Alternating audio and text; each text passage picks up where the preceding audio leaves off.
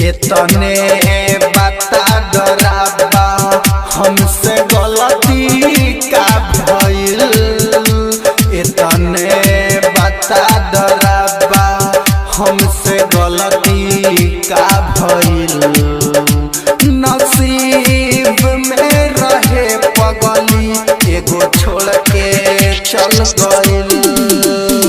नसीब में रहे पगली एगो छोड़ के चल गइल।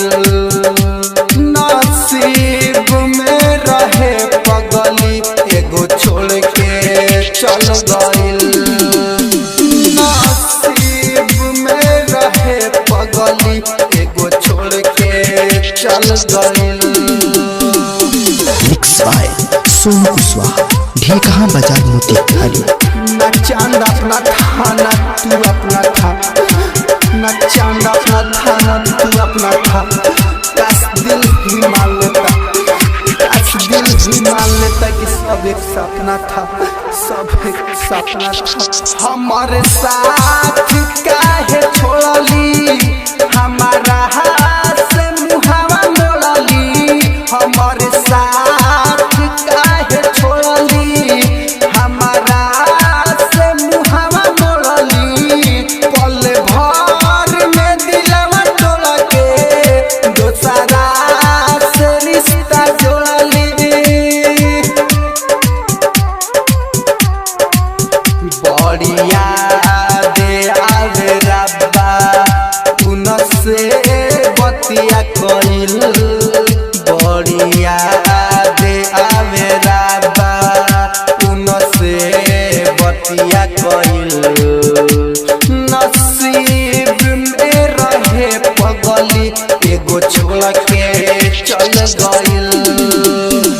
नसीब में रहे पगली एगो छोड़ के चल गइल। मिक्स बाय सोनू कुशवाहा, ढेकहा बाजार मोतिहारी। छोड़ कर गए हमें ना जाने उनकी क्या मजबूरी थी। वो छोड़ कर गए हमें ना जाने उनकी क्या मजबूरी थी। खुदा ने कहा इसमें उनका कोई कसूर नहीं। कहानी मैंने लिखी ही अधूरी थी, लिखी ही अधूरी थी। दीपक उजैन मुना रहिया उनको जो है। दीपक उजैन मुना रहिया उनको जो है। सुनील सजनमा याद में उनका रोज रोए। दिल खुश के सपना तोड़ली जवन रहे मन में धइल। दिल खुश के सपना तोड़ली जवन रहे मन में धइल। नसीब में रहे पगली एगो छोड़ के चल गइल। नसीब में रहे पगली एगो छोड़ के चल गइल।